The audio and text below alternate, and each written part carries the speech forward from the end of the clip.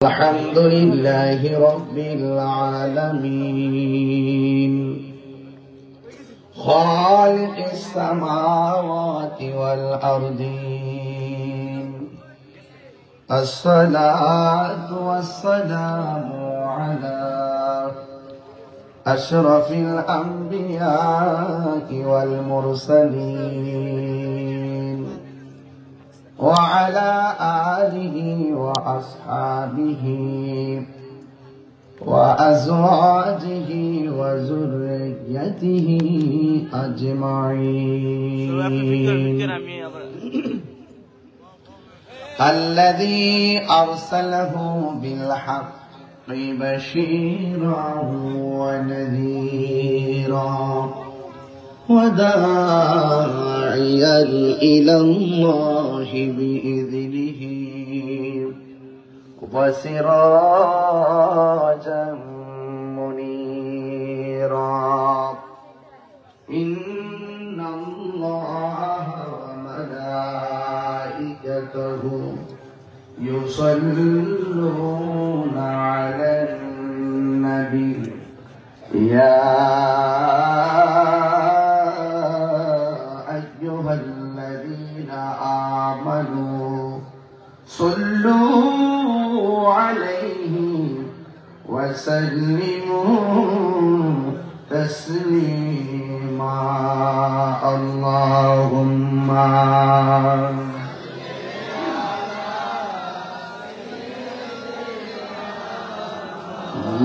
مولانا محمد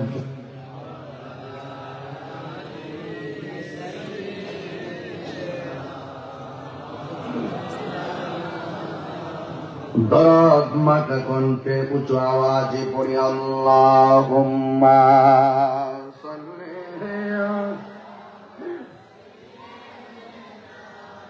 মাওলানা মুহাম্মদ ওয়া আলা আলি সাইয়্যিদিনা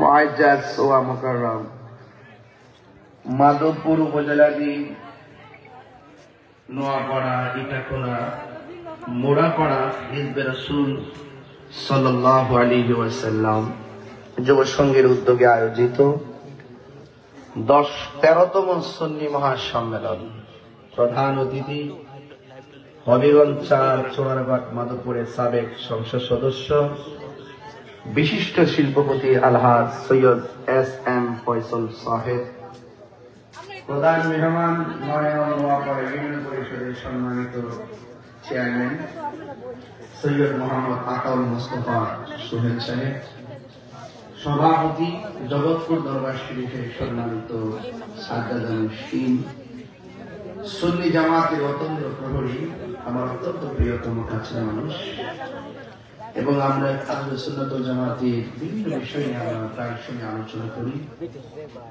তিনি বাংলাদেশের বিভিন্ন জায়গায় অত্যন্ত দায়িত্বহীন কণ্ঠে ইমান আকীদার কথাগুলো বলে থাকেন।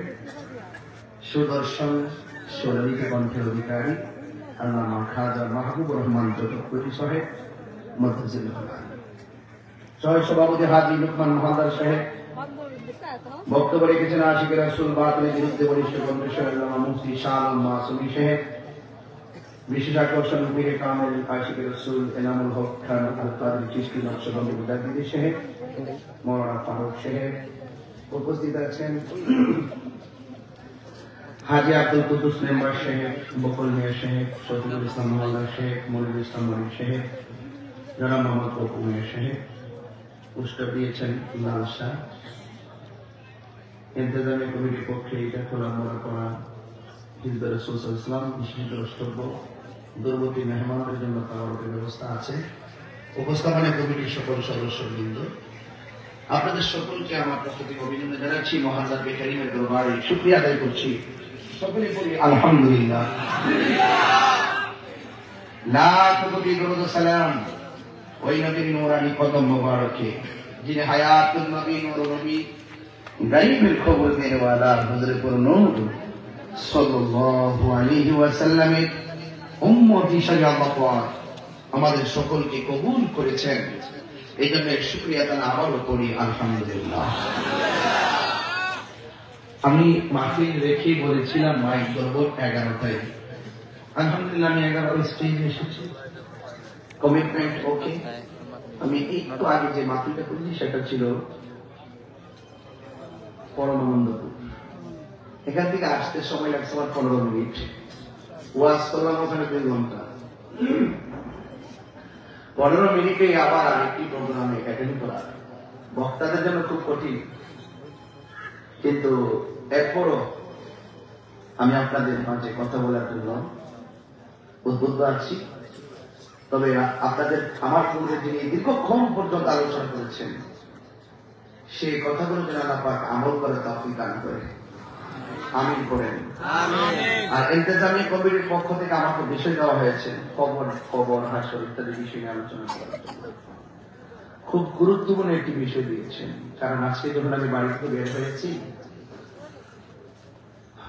আমি ফেসবুকে ঢোকার পরে দেখলাম ফকিরবাড়ি দরবার শরীফ মিরপুর ঢাকা মিরপুর ফকিরবাড়ি দরবার শরীফ অনেক বিশাল বড় খেদমত আলহাজ সৈয়দ ফকির মুসলিম উদ্দিন আহমদ নুরি বিশ্ব হুজুর তিনি দুনিয়া থেকে বিদায় হয়ে গেছেন।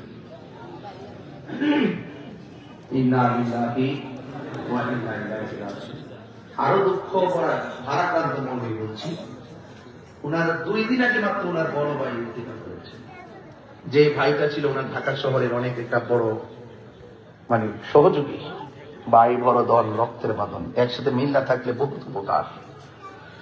তো এই ভাইয়ের সুখটা উনি নাকি কাটাতে পারে নাই, তিনিও চলে গেলেন। যাক, ওনার একটা ছেলে আছে আমেরিকা থাকে, হয়তো সে রওনা দিবে, আসবে, তারপর জানাজা হবে। আমরা এই নোয়াপাড়াতে এইটা হলাম মোড়াপাড়াতে আমরা দোয়া করি আল্লাহ পাক যেন ওনার কবরটাকে জান্নাতুল ফেরদাউসের আলা মাকান হিসেবে কবুল করে, বলুন আমিন। এবং পরিবারের সবাইকে যেন ধৈর্য ধারণ করার তৌফিক দান করে। আমরা হাসতে হাসতে ওলামায়ে কেরাম হারিয়ে ফেলছি, আমরা হাসতে হাসতে পীর মাশায়েখদেরকে হারিয়ে ফেলছি, আমরা উস্তাদ ওলামাদেরকে হারিয়ে ফেলছি, আমরা এখন মুরব্বী শূন্য হয়ে যাচ্ছি। দেখেন এত বিশাল বড় একটি মাহফিল, মাত্র মাঝে মাঝে কিছু মুরব্বী। তার মানে কি আপনি কি মনে করেন মুরব্বী আছে? নাই, অনেক মুরব্বী কবরে চলে গেছে, কিন্তু একদিন আমরাও চলে যাব। জবানটা খুলে বলুন হায়াতের মালিক কে? কথা বলতেছে মনে করছে হায়াতের মালিক আল্লাহ। আমি কি মাহফিল আগে কখনো এসেছিলাম? না। এই মাহফিল এখানে হওয়ার কথা ছিল? জায়গা কি এখানে হওয়ার কথা ছিল? এখানেই হয় না? যাক আলহামদুলিল্লাহ। আমি মনে করছি রোডের পাশে মনে হয়, আমার ফেস লেগে গেছিল আজকে। তো যাই হোক, অনেক সুন্দর একটি আয়োজন আপনারা উপহার দিয়েছেন। বলুন, এখানে আমার পাশে অনেক মসজিদের ইমাম খতিব বৃন্দ আছেন, আমি সবাইকে ধন্যবাদ জানাই, শ্রদ্ধা জানাই। এবং বিভিন্ন ফাঁকে ফাঁকে ইমাম মসজিদের ইমাম খতিব আমাদের তরুণ বক্তা আলেমে দিনরা বসে আছেন, আর পর্দার আড়ালে হয়তো অনেক মা বোনরা আছেন। আমি সেই মা বোনদেরকে ধন্যবাদ জানাই। মা গো, আওয়াজ করে বলুন হায়াতের মালিক কে? হায়াতের মালিক আল্লাহ। নিঃশ্বাসের কোন বিশ্বাস। গতকাল আমি ছিলাম রংপুর মাহফিল করে বিমানে এসে আবার এসে আজকে আপনাদের মাঝে, আবার এখান থেকে চলে যাব কালকে কুমিল্লা।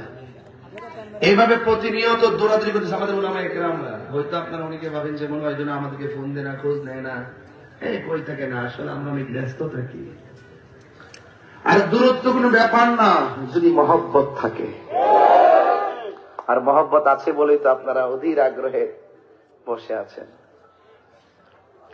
বর্তমান বাংলাদেশে সুন্নিদের বিরুদ্ধে অনেক ষড়যন্ত্র চলছে। যদি আমরা ঐক্যবদ্ধ থাকি আমাদের কিছুই হবে না, যদি আলাদা আলাদা থাকি তাহলে সকলে ক্ষতিগ্রস্ত হব। কথা বলেন ঠিক কিনা?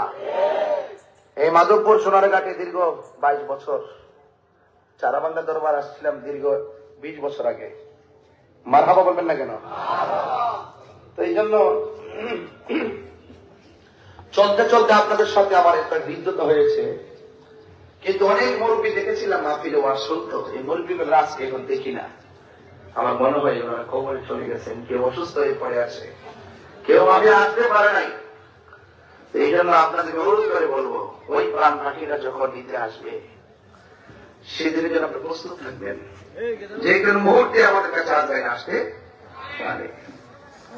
এই জন্য আপনাদের অনুরোধ করবো, বড়াই করবেন না।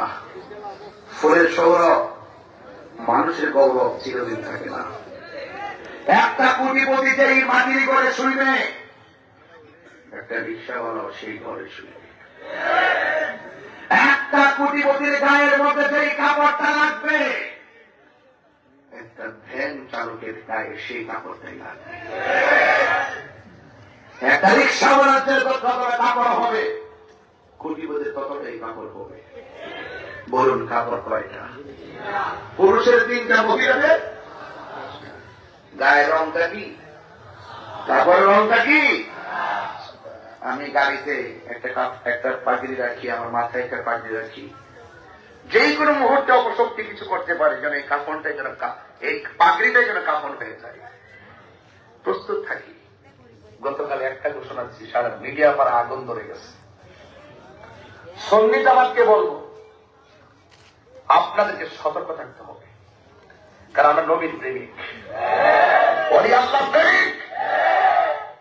90টা মাজার ভাঙছে, কোন রাজনীতিবিদ কিন্তু দাঁড়িয়ে বলে নাই কেন ভাঙলি। এই জন্য আমরা সিদ্ধান্ত নিতে হবে, সুন্নিদের জবাব সুন্নিরাই দিতে হবে। কথা বলে কেউ আমাদের আপন না, আমাদেরকে ব্যবহার করার মানুষ অভাব নাই, কেউ আমাদের খবর নেই না।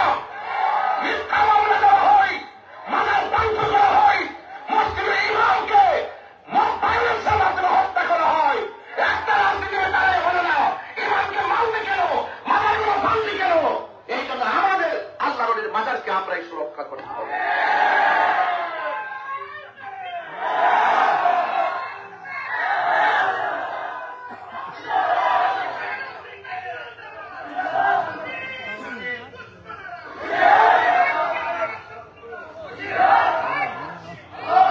আমার ভাইয়ের, আমরা কি 2 না 1? জগৎপুরী সাহেব আমার কাছে অনেকগুলা দাবি উপস্থাপন করেছেন। এই কথাগুলো যে কত ভারী, এই কথাগুলো যে কত গুরুত্বপূর্ণ, এটা আপনারা হয়তো তৃণমূল বুঝবেন না।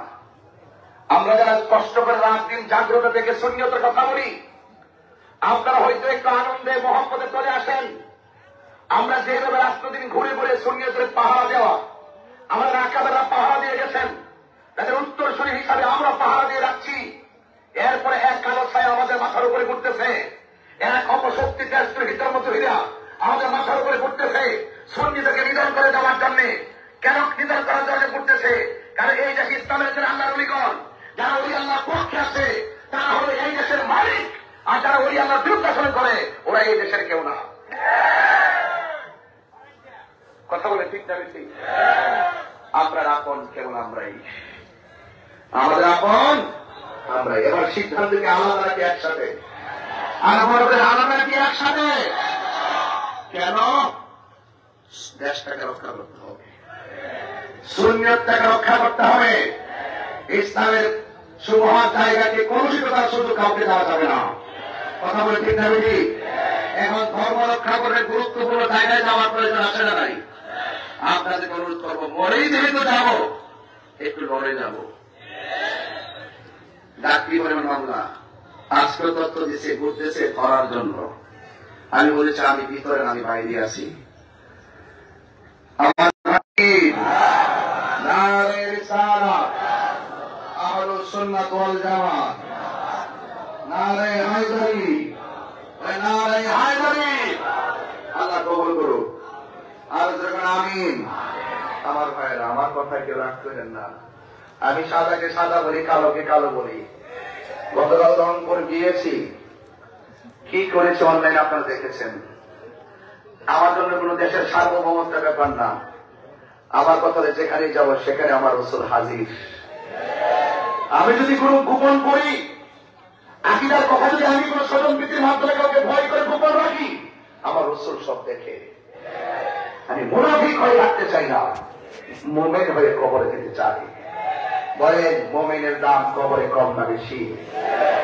আল্লাহ রাব্বুল আলামিন বলেন ওয়াবাশশিরিল লাযীনা আমানু ওয়া আমিলুস সালিহাতি আন্না লাহুম জান্নাতিন তাজরি মিন তাহতিহাল আনহার। আল্লাহ রাব্বুল আলামিন বলেন জান্নাতের শুভ সংবাদ মুমিনদের জন্য, জান্নাতের শুভ সংবাদ তাদের জন্য যারা ইমানদার এবং নেক আমল করে। কথা বলেন ঠিক কিনা? এই জন্য মুরাপাড়ার বাবা, আইটা করার বাবা, আমরা কি মুমিন না মুনাফিক? এই জন্য আমাদেরকে ঈমান রাখতে হবে।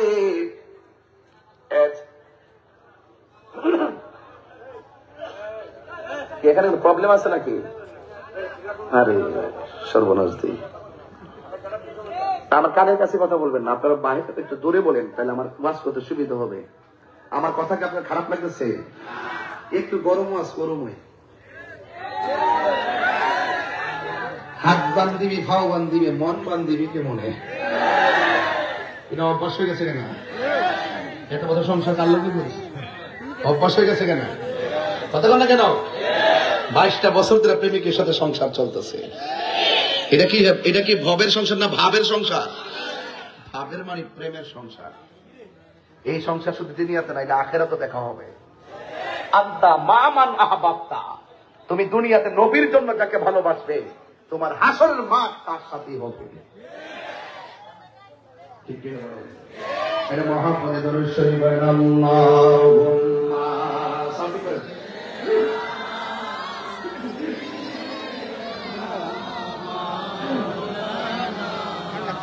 وعلى آل سيدنا درد ما كنت لا إله لا إله لا إله حسبي ربي جل الله ما في বলি নূর মুহাম্মদ সাল্লাল্লাহু, বলি নূর মুহাম্মদ সাল্লাল্লাহু, লা ইলাহা ইল্লাল্লাহ, লা ইলাহা ইল্লাল্লাহ, লা ইলাহা ইল্লাল্লাহ, লা ইলাহা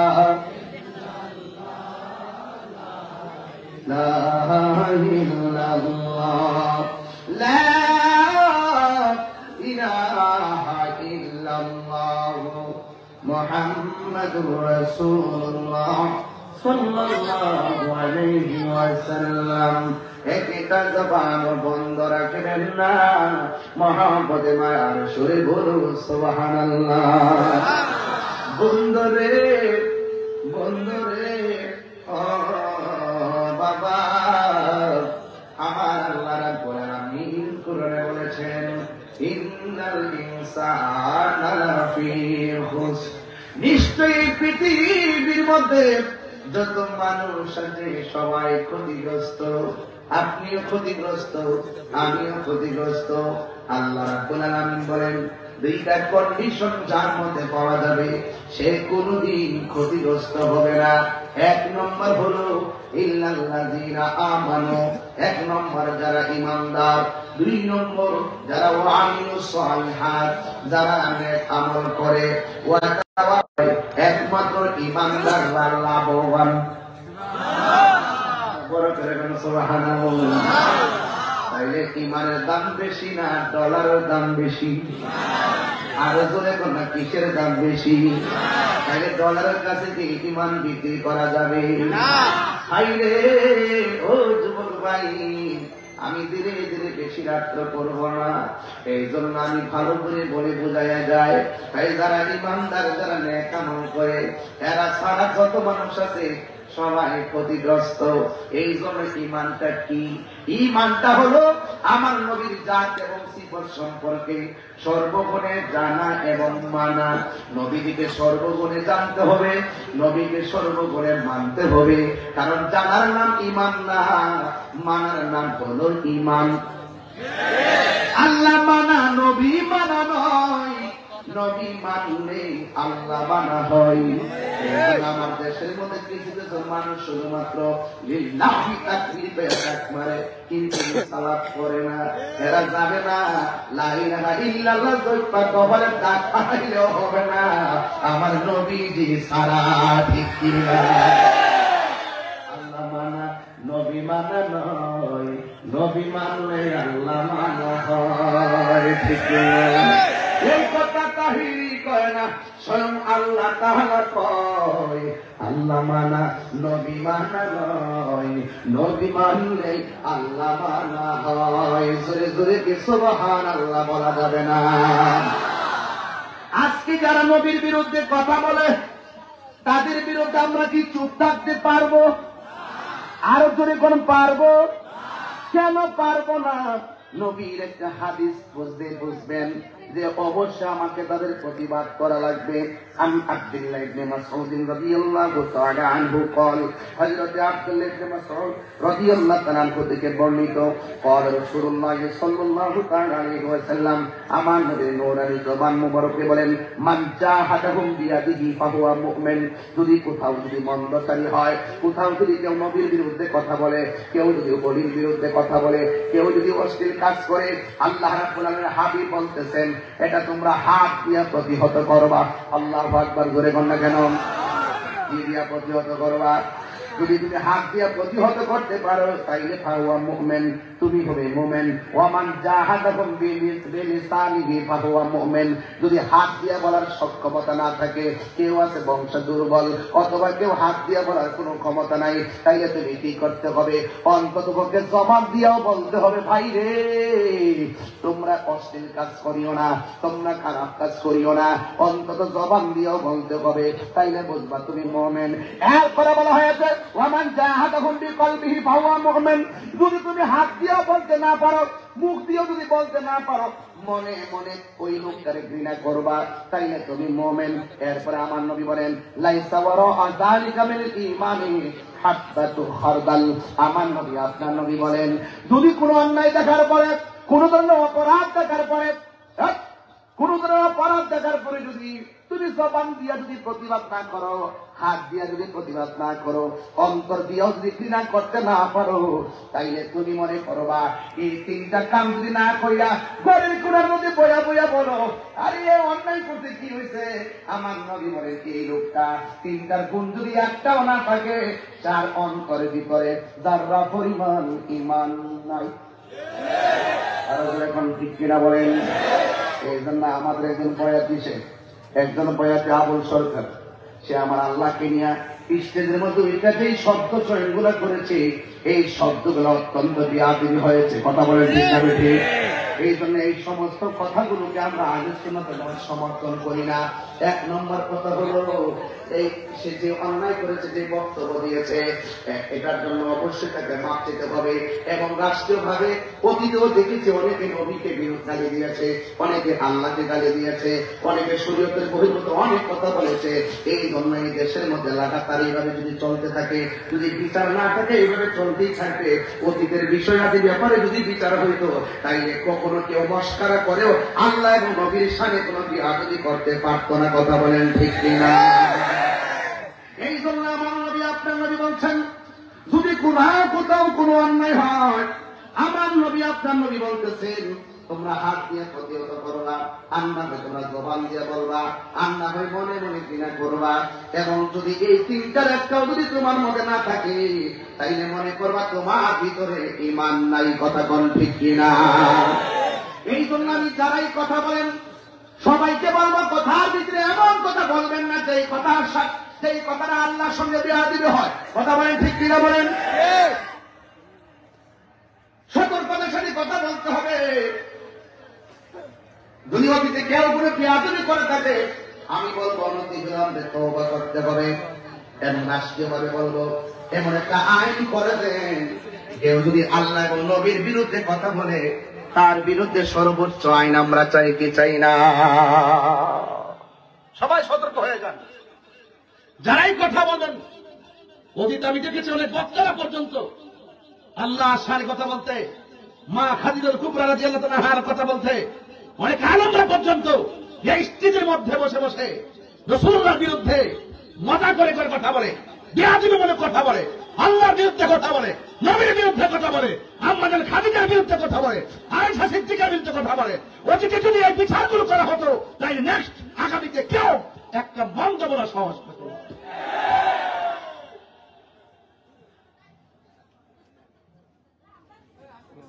আমরা অন্যায়কে অন্যায় বলি, সাদাকে সাদা বলি, কালোকে কালো বলি।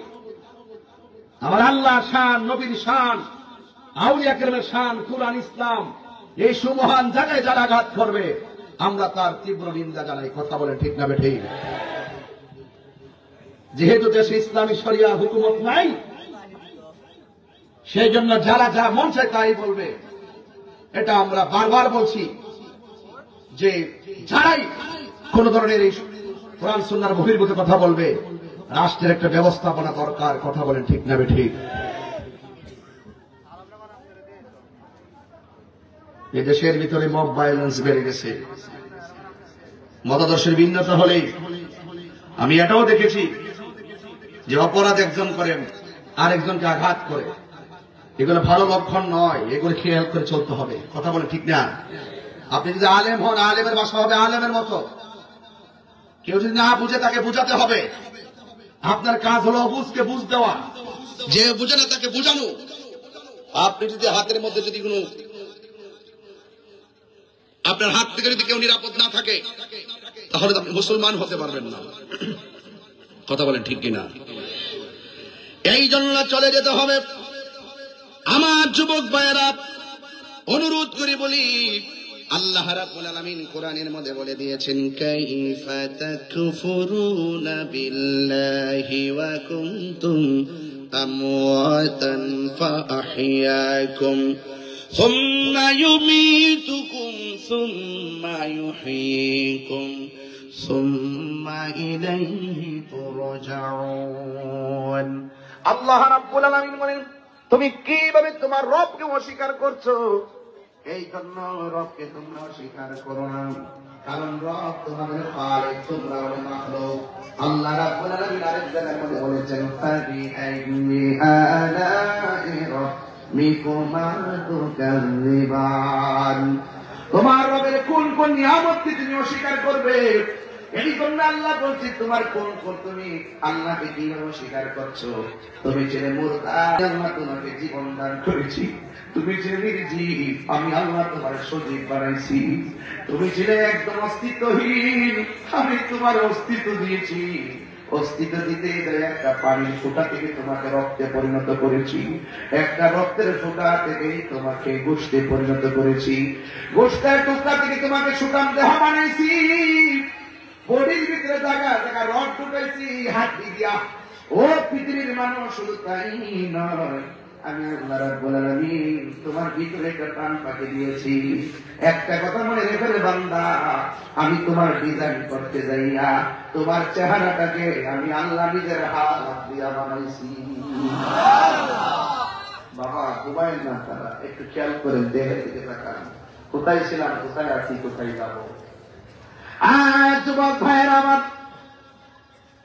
আমার সামনের গ্যালারিতে অনেকগুলো মানুষ বসা। একটা চেহারার সঙ্গে আরেকটা চেহারা মিলে না, একটা নাকের সঙ্গে আরেকটা নাক মিলে না গো মা।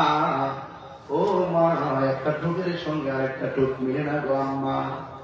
ও নোয়া পাড়ার আম্মা, ইটা খোলার মা, মোরা পাড়ার মা, মাধবপুরের মা, মা গো মা, চোরাঘাটের মা।